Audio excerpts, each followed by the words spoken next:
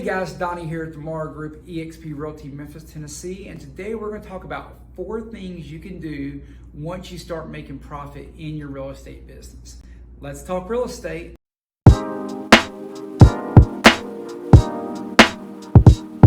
Hey, Donnie here. So let's get right to it today. So you've taken this test, you've gone to school, you got your real estate license, and you worked really hard. Maybe you're 6 or 7 months in, or whatever the time frame is, maybe 30 days for some of you. And all of a sudden you're selling houses and you're starting to get consistent and you're making money. You might be making more money than you've ever made in your life. And that's an awesome thing. It can also create some problems as well. So, you know what I'd love to hear?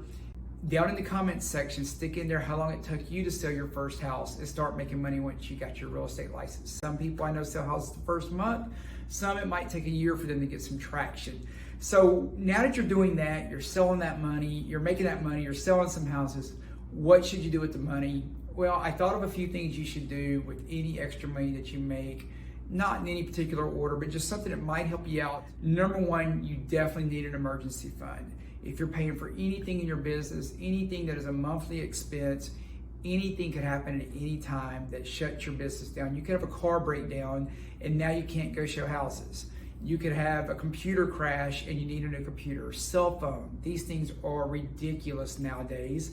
And you could have to go buy a new cell phone all of a sudden. And if you just spend all the money that you make, you're gonna regret it when something like that happens. Or you could simply just have a slow month, especially in the beginning. A lot of times real estate income isn't linear.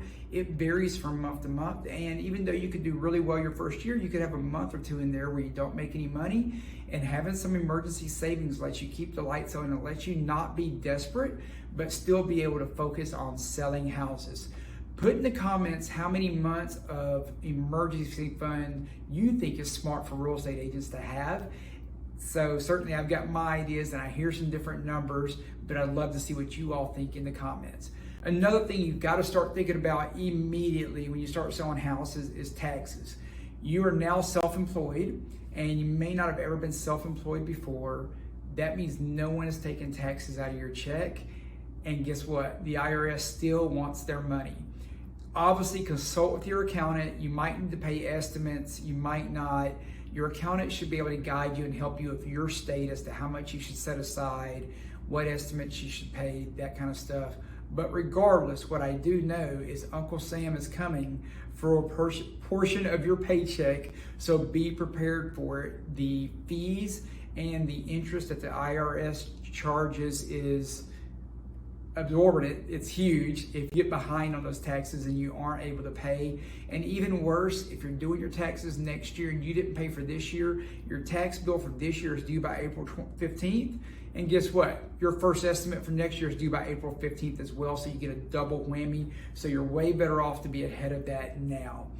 Next thing you got to do is you got to plan for some growth. You want to keep growing. How do you grow? Well, you've got to leverage something. There are ways to leverage your time through buying leads. There are ways to leverage your time through hiring assistants. Regardless, you need to have some kind of growth. Maybe it's for marketing purposes so that you get more leads. Whatever the case is, put some money aside to help you grow, to help you try new things. One of the things that has been good for me is I have tried just about everything because I was very responsible with the money I did make in real estate. So I had the ability to try things. Not all of them worked. Some of them I lost money on, but it never put me in a bind because I saved ahead. I led with profit first, and then I used a percentage of that profit to be able to try new things and grow the business. And I knew that if it didn't work, I would still be okay because I had an emergency fund in place and I was caught up on my taxes. I knew it just meant it would be a lean month that month, but it wasn't the end of the world for me. And then last, start thinking about things like kids' college and retirement planning. Again, we are self-employed. There is no 401k. There is no college fund unless we do it. We are responsible for our own retirement, our own exit strategy, whatever the case might be. And most of us probably don't want to be selling real estate when we're 80. Amazing business, it's awesome, but at some point in life, I want to be able to just sit back and enjoy the life, the fruits of my labor, so to speak, for all the work that I've done. In fact, for me, I want to retire early. Put in the comments how old you'd like to be when you retire. You know, whether you want to retire when you're 50 or whether you want to retire when you're 30. I'd love to hear that. Start setting that goal, start visualizing that in your mind now. Regardless of what the age is, you have to start saving early for most of us, or investing some way. Maybe you're investing in real estate since you're in the real estate world. Maybe you're investing in the stock market. That's up to you, what you're comfortable with. There's lots of different ways to invest, but it needs to be on your mind. You need to start now in order to give yourself plenty of time to weather the ups and downs of the markets, no matter what that market is, and to be in a great position to meet your goals long term. Hope this helps out. You know, we're always available to help. Training agents is what I do. Feel free to reach out to me. The information is down there in the notes, in the description, and we're always happy to help. Have a great day.